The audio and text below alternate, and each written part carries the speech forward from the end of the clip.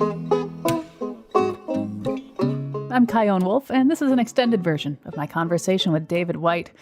On the most recent episode of Audacious, we talked about the definition of forgiveness and pondered how it seems like every person has their own interpretation of it. Turns out how we define it often defines us. David wrote about this word in his book Consolations, the solace, nourishment, and underlying meaning of everyday words. Here he is reading that passage. Forgiveness. Forgiveness is a heartache and difficult to achieve because, strangely, it not only refuses to eliminate the original wound, but actually draws us closer to its source. To approach forgiveness is to close in on the nature of the hurt itself, the only remedy being, as we approach its raw center, to reimagine our relationship to it. It may be that the part of us that was struck and hurt can never forgive. That remarkably, forgiveness never arises from the part of us that was actually wounded. The wound itself may be the part of us incapable of forgetting, and perhaps not actually meant to forget, as if like the foundational dynamics of the physiological immune system, our psychological defenses must remember and organize against any future attacks. After all, the identity of the one who must forgive is actually founded on the very fact of having been wounded. Stranger still, it is that wounded, branded, unforgetting part of us that eventually makes forgiveness an act of compassion rather than one of simple forgetting. To forgive is to assume a larger identity than the person who was first hurt, to mature and bring to fruition an identity that can put its arm not only around the afflicted one within, but also around the memories seared within us by the original blow, and through a kind of psychological virtuosity, extend our understanding to one who first delivered it.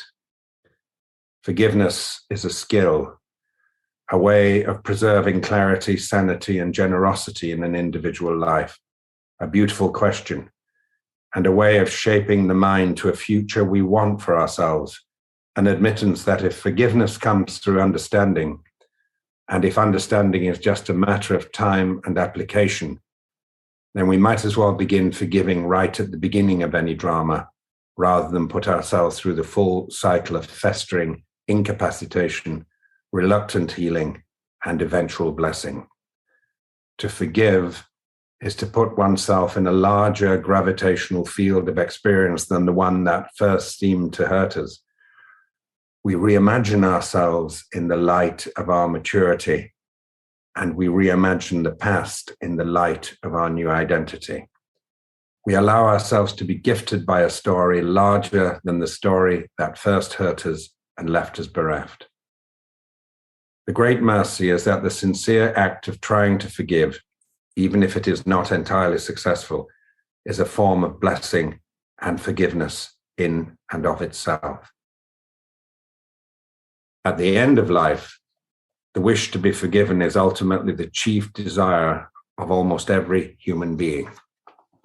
In refusing to wait, in extending forgiveness to others now, we begin the long journey of becoming the person who will be large enough, able enough, and generous enough to receive, at the very end, that absolution ourselves. Thank you. So, how good are you at taking your own advice? Well, I'd say the record is quite spotty.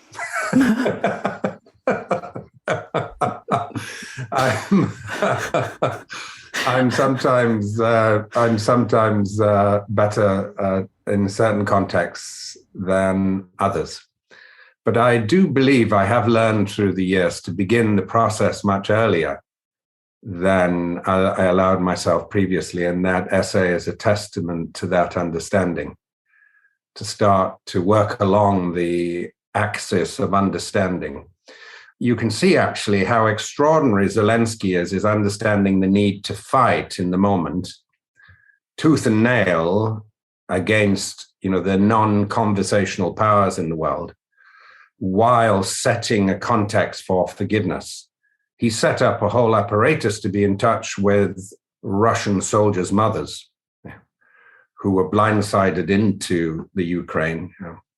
He's set up by his speaking in Russian directly to Russians and understanding that they can share a future together.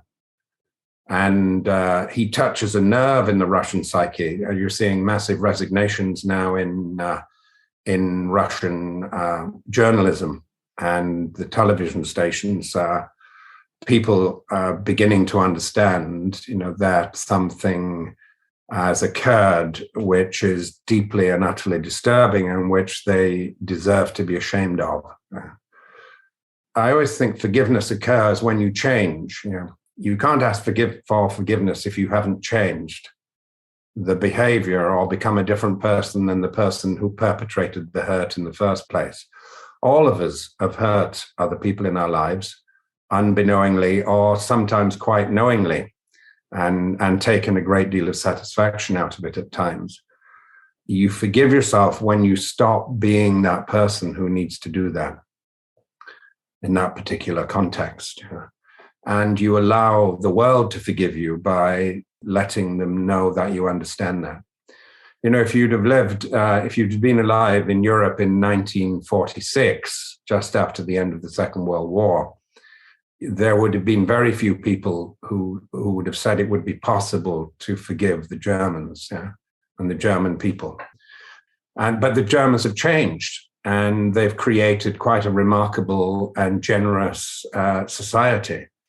Everyone now recognizes that, and forgiving Germany is almost becoming a non-question, especially with their alignment, against the awful overreaching power of the Kremlin at the moment. So the great question in forgiveness is almost below will you forgive yourself is will you change first? And if you need to forgive someone else, have they changed? Now, there's always and I'll stop talking in a second to give you a chance, but there's always the point comes where the other person or the other entity or the other country refuses to change. And you find that you're being held hostage and held in your own form of imprisonment by your refusal to move on yourself and to create a greater context. So forgiveness might not look like my putting my arm lovingly around who had formerly been my enemy. It may look like just creating a much larger context in which to understand them. One definition that I've been working with as someone who was recently done terribly wrong is that forgiveness is when you realize that there's nothing to forgive them for, that what this offense did to you or what you made out of it has you ahead in the game, has you better than you were had they not done it. And I'd like your reaction to that idea. Well, it's a very ancient understanding. In the Zen tradition, there's the phrase, my greatest enemy is my greatest friend. It's the person who lets you know that whatever context you'd arranged for yourself, it was based on an untrue foundation. Now, whether in the moment you're able to do that when the blow is first delivered to you is a question of your own spiritual maturity. Not all of us are Zen masters, Not quite yet, no. And so there's always a context of time to forgiveness, of my giving myself time. What a sense of detesting the other person or hating the other person stops is my investigation of my own grief at a conversation which was precious to me suddenly being stopped. And so you're short-circuiting this necessary exploration of the way you've been wounded.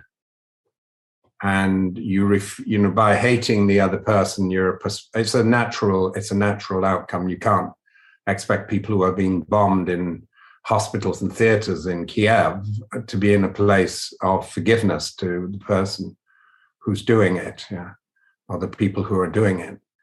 You can expect good leaders to set a context for future understanding of where this is emanating from. All of us have an inner equivalent of the Kremlin.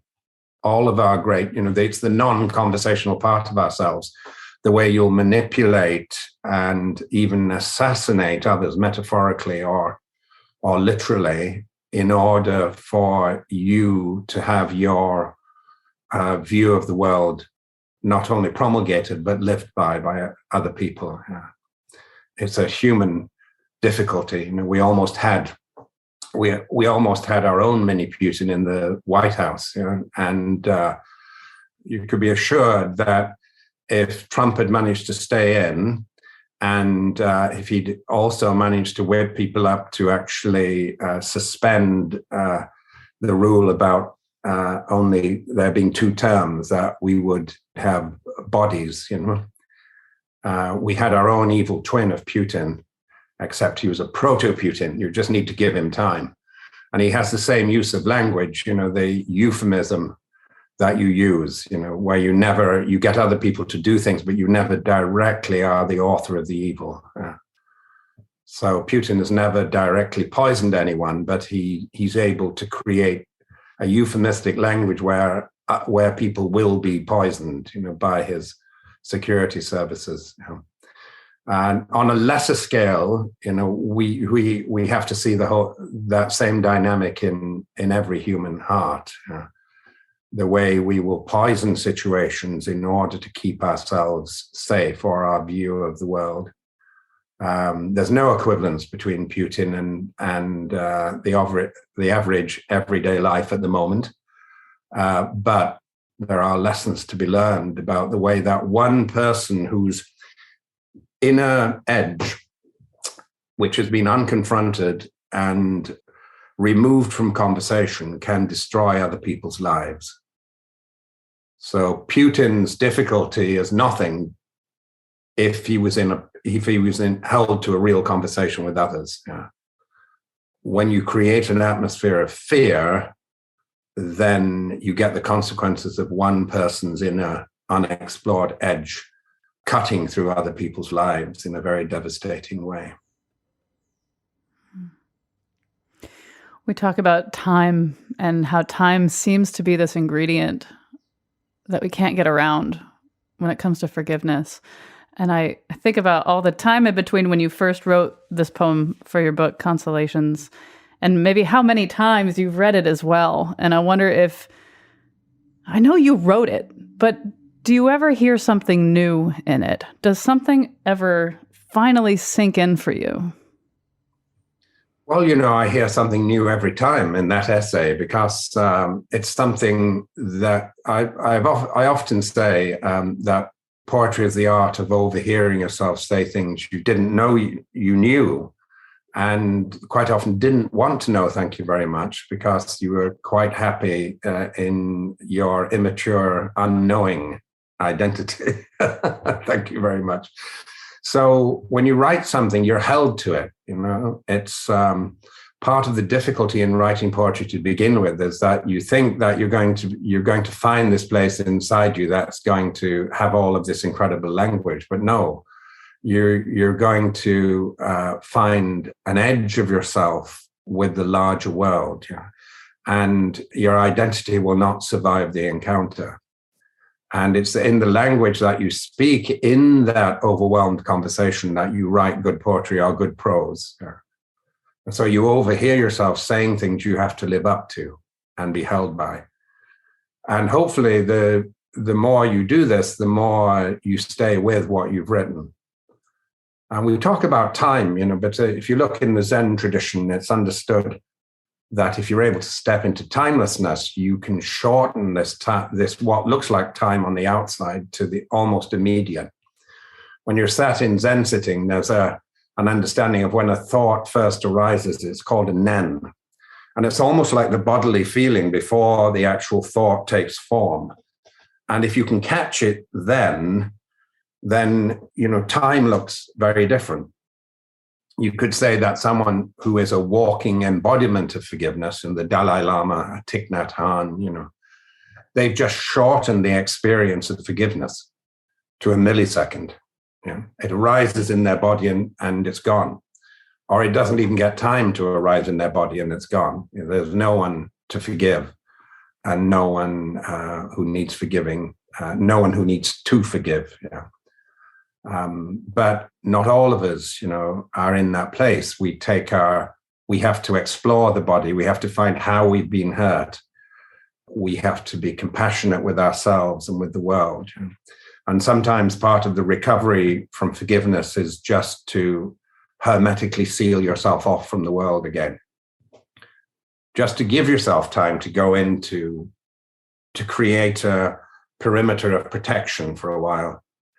And the great tragedy of human life is where you forget that you created that wall and that perimeter so that you could heal yourself. And when the wall and the perimeter becomes your identity and you refuse to come out again, well, all of us have these walls and perimeters, actually. That's like an inner defense budget. Yeah, it's like tiny shields all over the place. Yeah, exactly. Yeah. So this is where a sense of humor about yourself is good, to know where your defensive shields are and to say, oh, there I go again. Yeah.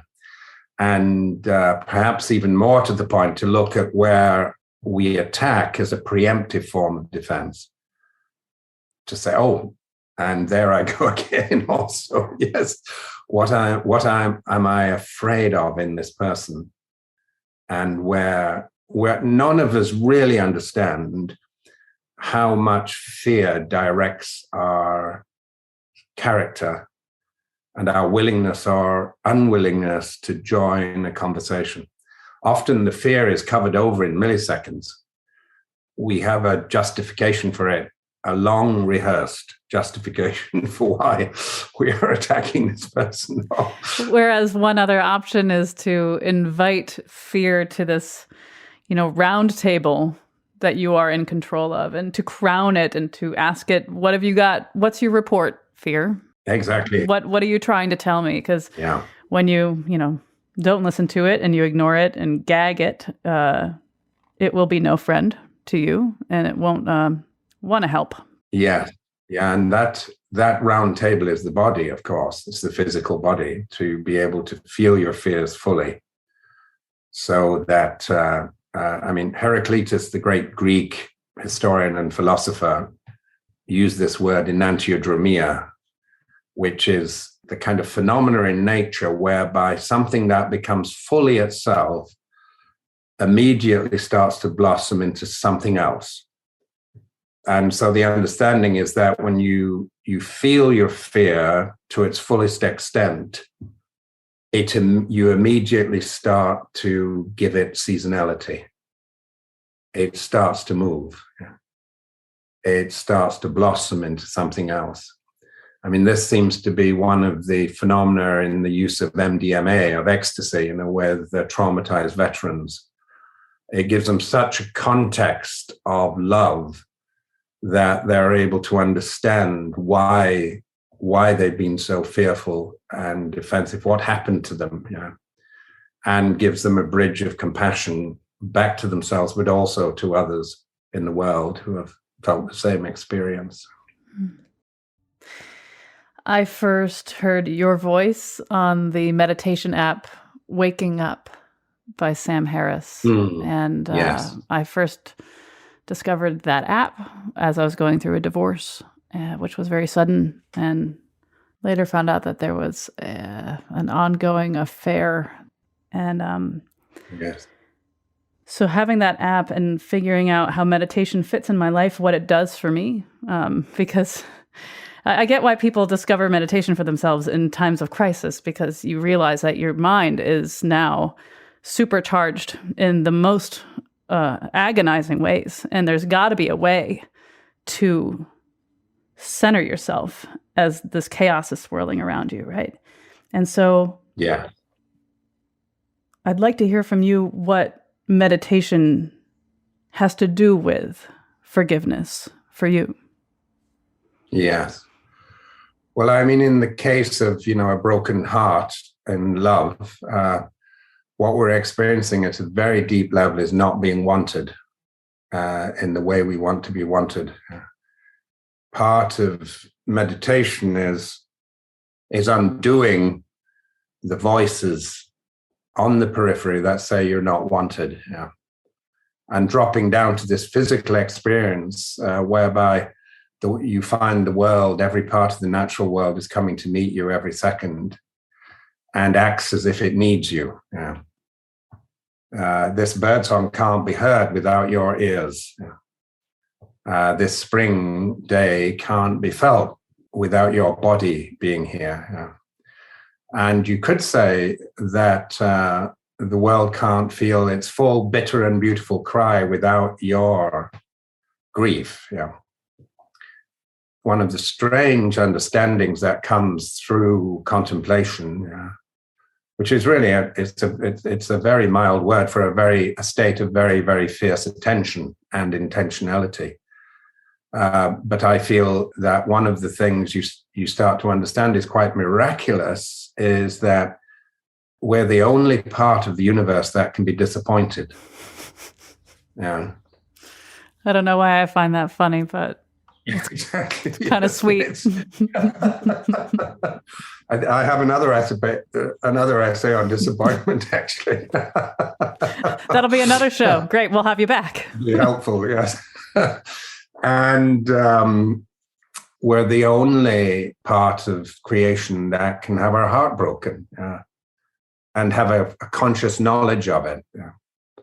I mean, animals have their heart broken on a kind of temporary way, but they can't contextualize it the way a human being can and extend it to an understanding of the heartbreak of others. I may be proven wrong on that in future generations, but whether or not there are a few animals that can do that or not, it's quite a unique experience. So you start to understand that your own heartbreak is a kind of miraculous invitation into the very wellsprings of your own identity. They tell you what you wanted in your life and what you were disappointed by. And they really ask you to be brave in a way. Your heartbreak asks you to be brave in understanding that there's no courageous path a human being can take without having their heart broken. And it's the willingness to do that allows you to fall in love again, or allows you to pick up your pen again when you were told you couldn't write, or when you felt you failed. There's no sincere path you can take without having that imaginative organ atomized and broken apart. So we stop looking for a path where I'll be insulated against pain and grief and disappointment. And so you're willing to give yourself. There's lovely lines by Patrick Kavanagh. He was the working class poet that followed the aristocratic poet William Butler Yeats in the Irish tradition. And he said, "Me, I will throw away, me sufficient to the day. The sticky self that clings adhesions on the wings to love and adventure. To go on the grand tour, a man must be free from self-necessity." And if he'd been alive today, would equally have said, a woman must be free from self-necessity. Me, I will throw away, me sufficient to the day. The sticky self that clings adhesions on the wings to love and adventure. The sticky self that clings adhesions on the wings to love and adventure. To go on the grand tour, a man must be free from self-necessity. The grand tour in the 18th century was an aristocratic phenomena. It was the sons, really just the sons of the gentry who went off through Europe and not only saw all the great artworks and ruins of Europe, but were introduced to the great minds of Europe. You went to see Goethe and you sat in his parlor and drank his tea or his wine, and you entered into a conversation. You went to see Rousseau. You went to see Madame Staël in Paris. Yeah. Here is Kavanagh, poor as a church mouse in the back streets of Dublin, ennobling himself. Yeah? Me, I will throw away. Whatever name you've given yourself, it's too small for you. Yeah? And especially the name, of someone who is being victimized, yeah?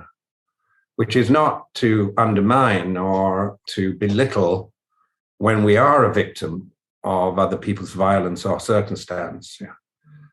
The understanding, though, is that your way out of that trauma is through creating a greater context than the one who was victimized,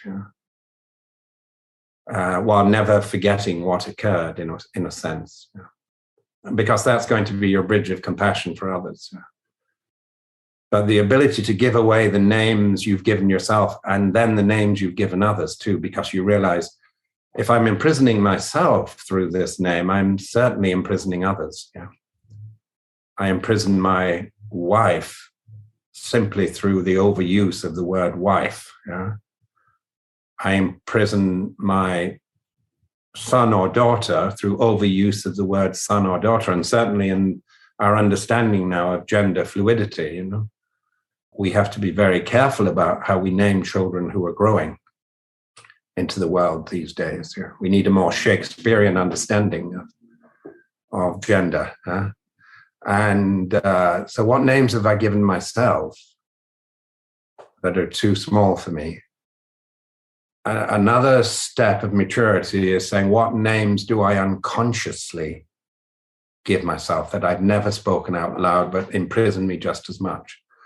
I mean, we can move to the next stage where we understand how many promises we've made in the world based on fear and difficulty, rather than a generous and brave way forward. We're promise-making animals. We have lots of advice in our religious literature about the making and keeping of promises. But it's really remarkable to think about how human beings often have to break promises in order to move on.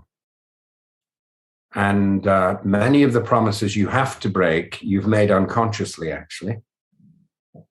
And I'm thinking now, for instance, the promises you make over a cradle, over a new child, whether it's your child or whether you're an auntie or an uncle or a close friend. The promises you make over the cradle of an infant are always ones of complete and utter protection.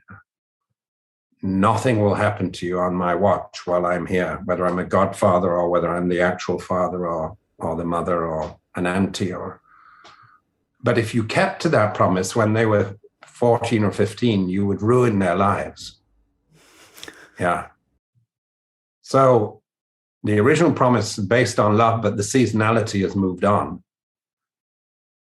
But quite often, we've been telling ourselves that being a good mother and a good father or a good parent of any kind means utter enfoldment, insulation, and protection. Yeah? And you wonder why your child starts to dislike you. Yeah? You've got a promise that was sacred in the beginning that now needs to be let go. Me, I will throw away, me sufficient to the day.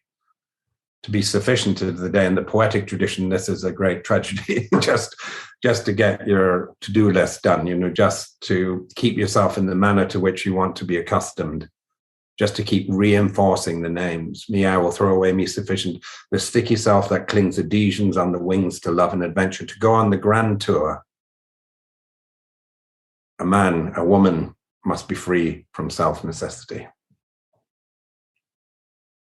Self-necessity. What am I doing just out of rote? Yeah, I'm often keeping. This is a piece I wrote actually about. I wrote it after an hour in one of my favorite architectural structures in the world, which is a fishing house in an old monastic ruin over the River Cong on the edge of Connemara in Western Ireland.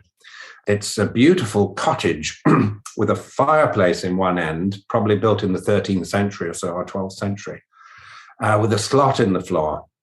And the monks used to drop a net down or lines, and apparently they had a bell attached to the net. And when the bell rang, you hopefully had a salmon or a trout. Yeah. And the roof has fallen away on this structure now, and the wall that faces downstream has fallen away. So here you've got this cottage built on stone piers with the wall that faces downstream. If you get in there by yourself of a winter's day like I did, undisturbed, you're really being asked to contemplate everything that's already left. For instance, when we look at a river and then say its name, we're actually naming something that's already gone. By its nature, yeah. Yeah, exactly. I mean, what are you calling? What are you calling the wind? My breath. Yeah, exactly. Yeah. So it's useful as a certain kind of reference, so you can all know what you're talking about, that piece of water, but actually at one level, it's a very inaccurate description of what. So when you're looking downstream, you're looking at everything that's gone. And I was in a relationship at the time that I needed to let go of in the way I was holding it. And I suddenly, in an hour, 45 minutes or an hour I had in there, realized how tightly I was holding to a promise that I'd never actually said out loud. But it was holding me as if I had shouted it from the rooftops. And I said, how many promises have I made that I don't even know about? And how do you break a promise that you need to break?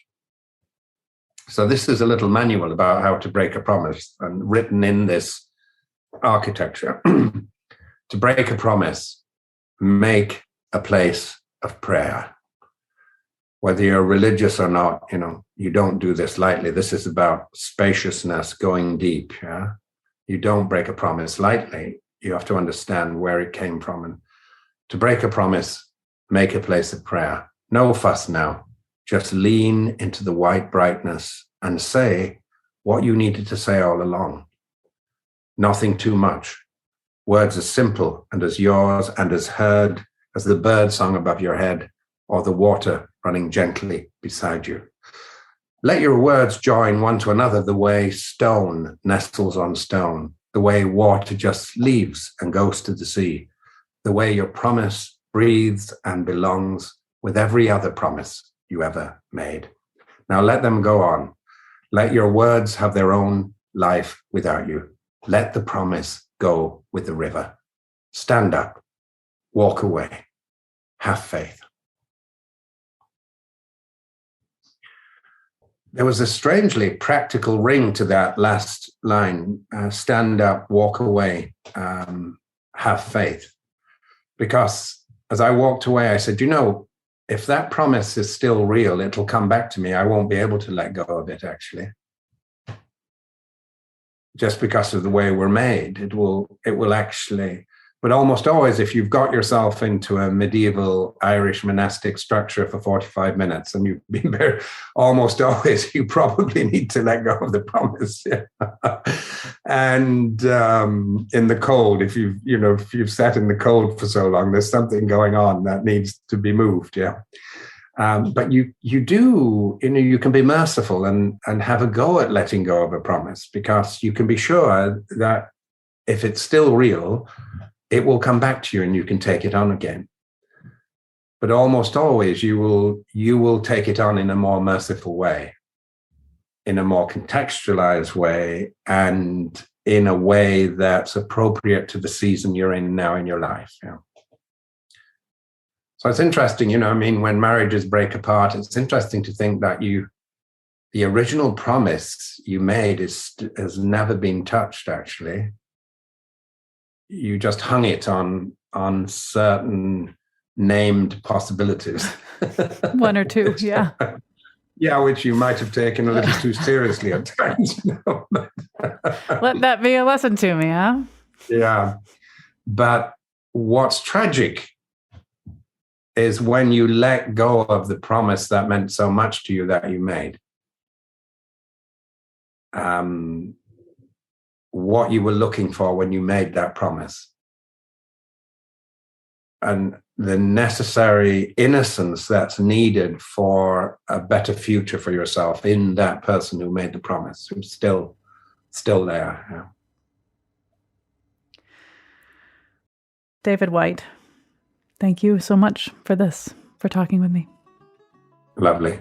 My pleasure. Chion. David Whyte is a philosopher, poet, speaker, and author of Consolations, the solace, nourishment, and underlying meaning of everyday words. You can experience more of his work at davidwhyte, that's WHYTE.com. And check out that full episode on forgiveness, featuring perspectives from our Audacious listeners, and you'll hear from a pastor whose brother spent her entire $1 million inheritance, and listen to a conversation about forgiveness that I had with a man who needed a full face transplant after getting hit by a drunk driver. That's right here in your podcast feed or at ctpublic.org/audacious. And I'd love to hear your thoughts on forgiveness for another installment of this show. Send a voice memo or video to me on the social medias at Chion Wolf or email audacious@ctpublic.org. Our show is produced at Connecticut Public Radio in Hartford by me, Jessica Severin de Martinez, and Catie Talarski, with help from our interns Michayla, Savitt, and Sara Gasparotto. Thank you so very much for listening.